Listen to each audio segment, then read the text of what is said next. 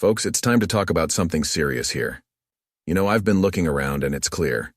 The great American middle class is feeling the pinch like never before. You've seen it. I've seen it. Our wallets just aren't what they used to be. Since the 1970s, the value of the dollar has plummeted. Can you believe it's lost 95% of its purchasing power? But folks, it's gotten much worse recently. Nowadays, I hear from countless Americans, maybe even someone like you, telling me how hard it is just to keep the lights on. Incomes? They're not keeping up, not with the bills stacking up at your door every month. And what about savings? Gone for too many people. That's not the American dream we were promised, now is it? And listen to this. Debt levels are skyrocketing. It's like every time you turn around, someone else is handing you another bill, another fee. Meanwhile, our banks, thousands of them, are teetering on the brink. It's a mess, a real mess, folks. It reminds me a whole lot of what happened right before the Great Recession hit us. Remember that? We don't want to go down that road again, no sir.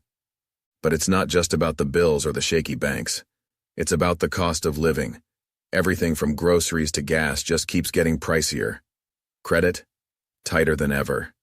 The average American family is being squeezed from every direction. It's tough out there and we're all feeling it.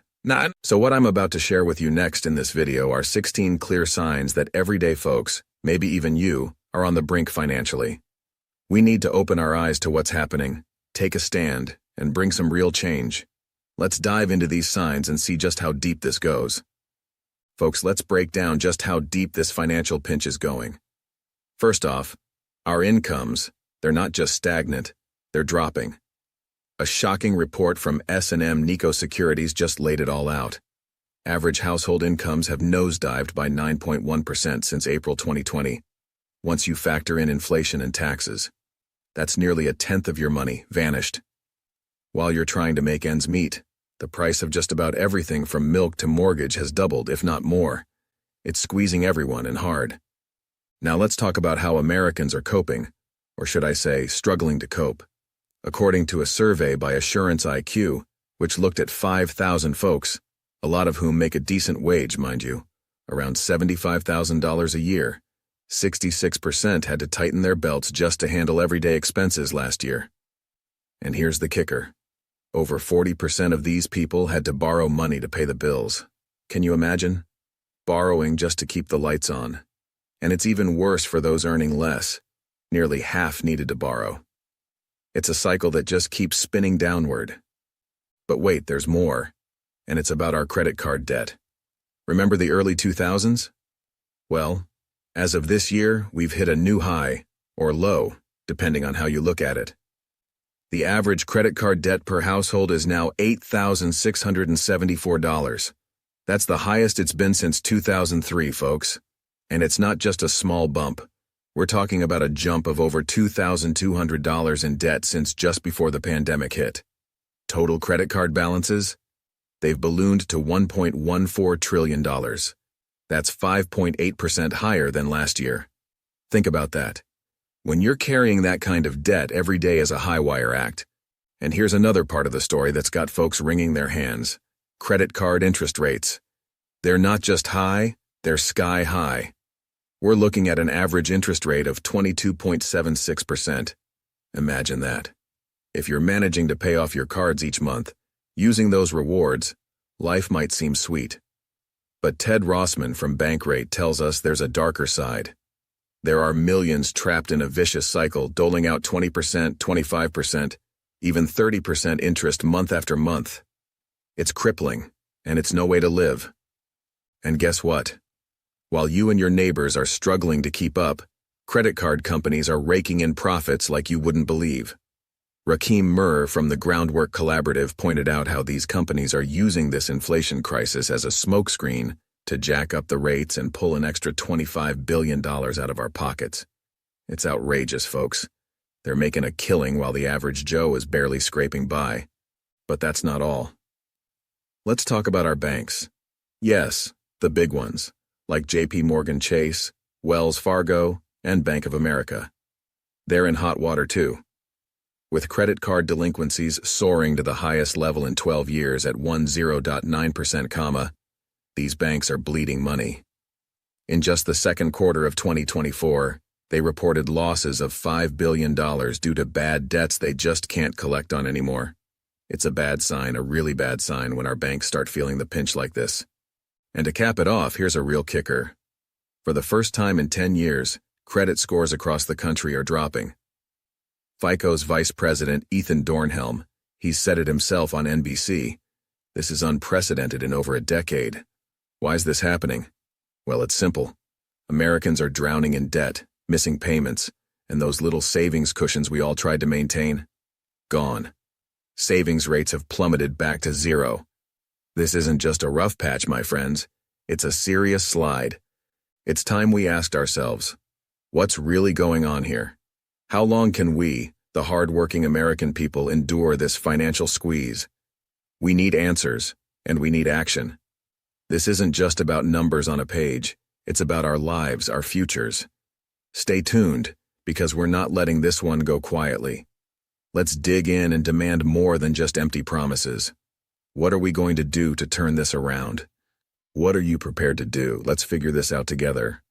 Folks, let me tell you, the American dream is getting tougher to hold on to. Let's start with our 401(k)s.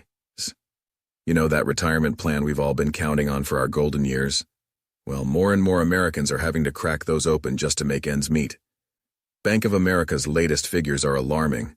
They're saying emergency withdrawals from 401(k) accounts have shot up by 36% from last year and doubled since 2021.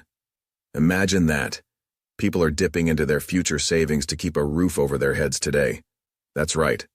To avoid foreclosures and evictions. It's heart-wrenching, and it's a red flag waving right in our faces. Now let's talk housing. Remember when buying a home was a step toward securing your piece of the American pie? Well, hold on to your hats, because this is staggering.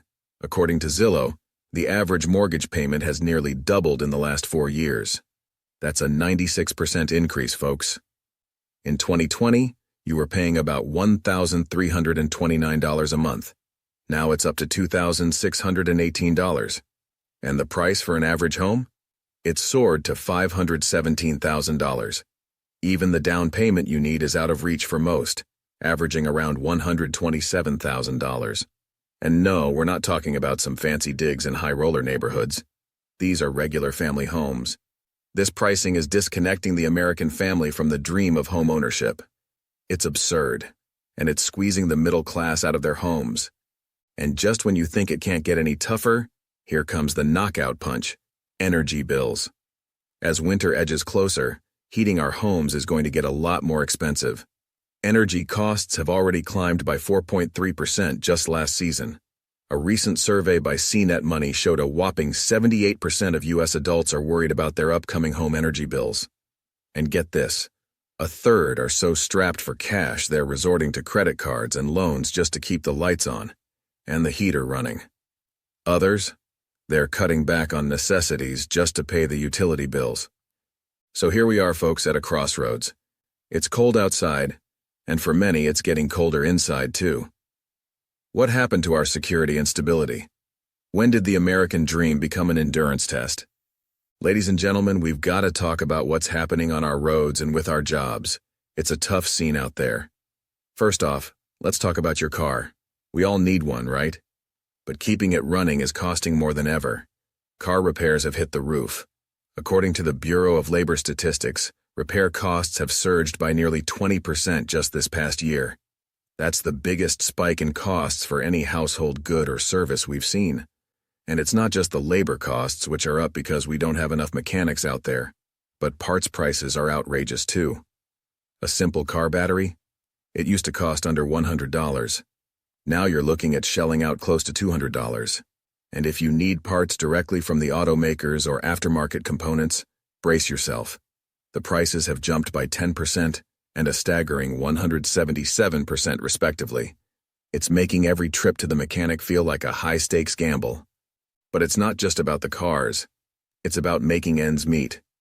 Can you believe more than a third of Americans now have to work second jobs? According to a recent survey by Bankrate, 36% of us are juggling side hustles just to keep up with the bills, and a concerning 31% believe they'll always need that extra income. That's right. Ted Roseman from Bankrate says the number of people needing side hustles has doubled since 2017. And the reason? It's the skyrocketing cost of living, those pesky high interest rates, and the relentless inflation eating away at our paychecks. Now about our seniors, bless their hearts, they're feeling the pinch too. Retirement at 65, that's becoming a quaint idea rather than a reality for many. Almost a quarter of Americans aged 65 and older are still punching the clock, and in some places like New Jersey, that number climbs even higher. New Jersey has seen a 66.5% jump in working seniors over just 2 years. And it's not just New Jersey. Right next door in Delaware, the figures are also climbing. This isn't just a few folks choosing to stay busy. It's many needing to work because the cost of living is just too high, and Social Security isn't stretching as far as it used to. Folks, let's dive deep into something you won't hear enough about on the nightly news: the erosion of our Social Security benefits. A recent study by the Senior Citizens League has laid it bare. Social Security's buying power has plummeted. Back in 2010, a dollar stretched a lot further than it does today. In fact, it's worth just 80 cents now. Prices are outstripping the cost of living adjustment so severely that our seniors are teetering on the brink of financial distress. Edward Cates from TSCL puts it starkly: to bring benefits back to 2010 levels, payments need to increase by $4,442 annually. But the reality? Without some serious reform to Social Security, that's just not going to happen. And here's something that might knock your socks off. Even the folks earning $200,000 a year are feeling the pinch. Yes, you heard right. A MarketWatch survey revealed that a staggering 66.2% of Americans are living paycheck to paycheck, with almost half feeling flat broke. And this isn't just among low earners. Even those pulling in six figures are scraping by at the end of the month. Now let's talk about what's on your dinner table, or what's not. Since 2019, food prices have soared by nearly 30%. The USDA points to a cocktail of high operating costs, supply chain woes, and yes, those ever-climbing corporate profits. Meanwhile, more Americans than ever are struggling to feed their families, with 12.8% unable to afford enough food last year. And guess what? Among the world's richest nations, the G7, the US is now leading in food stress. That's a title no one wants. And it's not just about food. Big businesses are feeling the squeeze too. Take 7-Eleven, a staple of American convenience. They're shuttering 450 stores across North America. Why? A perfect storm of inflation, high interest rates, and a job market that's just not holding up. Traffic's down, sales are down. It's a tough scene, folks. So let me ask you, is there really any wonder why we're seeing what many are calling an economic meltdown unfold right before our eyes? How much more evidence do we need that the middle class is not just shrinking, it's in crisis? How much worse do things have to get before everyone starts paying attention? This is more than just a downturn, folks. This is a wake-up call. We need to talk about this, debate this, and find real solutions. And we need to do it now, not when it's too late. So tell me, what are your thoughts? How are these issues affecting you and your family? Drop your comments below because this conversation is crucial. Thank you for tuning in. We're all in this together, and it's only together that we'll find our way out.